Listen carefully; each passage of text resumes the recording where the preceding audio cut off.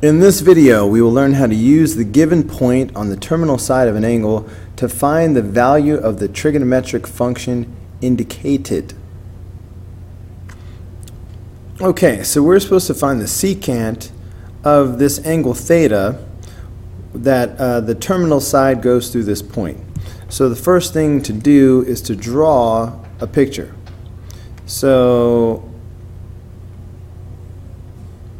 Alright, so this point is clearly in the first quadrant since both of these are positive. Okay, so you can imagine that this point is floating around here and it's 2 radical 3 comma 2. Alright, it's a horrible radical 3, but what are you going to do? Alright, it's 2 radical 3 comma 2. Now, this is the terminal side of some angle, theta. Now, if I make a right triangle out of this, I realize that this x value is the horizontal length of this triangle. So I'm going to put my 2 radical 3 right here. And this y value is the height of this point. So that means this is going to be 2 up. So I've got this. Now, I'm going to need the hypotenuse. So I will do the Pythagorean theorem to find that. So a squared plus b squared equals c squared. Alright, I'll call that h for hypotenuse. So what I have is 2 radical 3 squared plus 2 squared is equal to the hypotenuse squared. Now if I square this, 2 squared is 4, but radical 3 squared is just 3. Remember, radical 3 times radical 3 is 3. So radical 3 squared is 3. So when you square a radical, the radical just sort of goes away. So anyway, I've got plus 4 is equal to h squared. So 4 times 3 is 12. So I've got 12 plus 4 is equal to h squared. So that'll be 16 is equal to h squared. If I take the square root of both sides, h is going to equal 4. Okay, so I just found that the hypotenuse is 4. Now, armed with that knowledge, I can begin to approach finding the secant of this angle. Now, you need to know that the secant is the inverse of the cosine function. Alright, so secant theta is the inverse of the cosine function. So, if cosine theta is adjacent over hypotenuse, okay, so that would be 2 radical 3 over 4, then I'll need to do the reciprocal of that for the secant. So that means the secant, left out the c.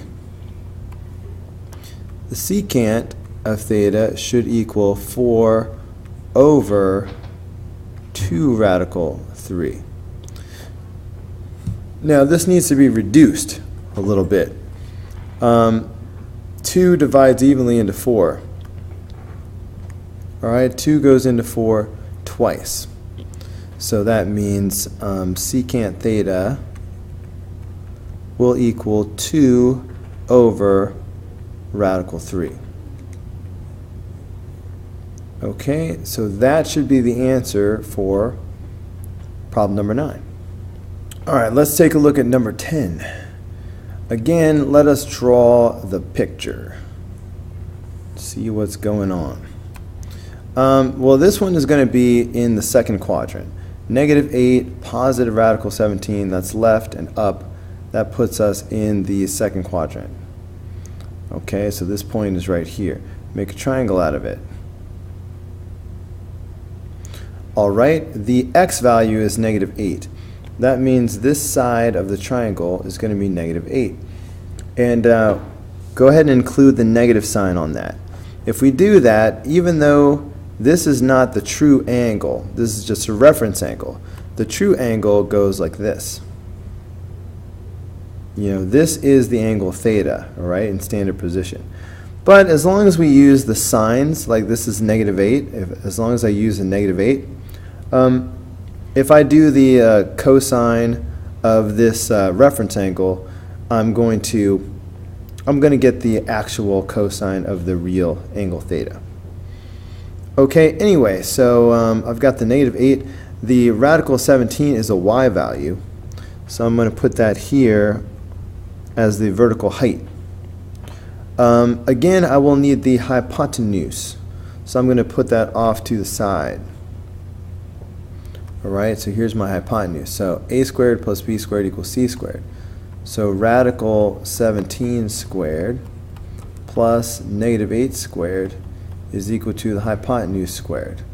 If you take a radical and square it, the radical part goes away. If you take a negative and square it, it becomes positive. So this will be 64 in h squared. So let's see, 17 plus 64 is 81. So I've got 81 is equal to the hypotenuse squared. So of course when I take the square root of both sides, I'm going to get that the hypotenuse is 9. Alright, so now I know that the hypotenuse is 9. So now I'm in a position to know what the cosine is.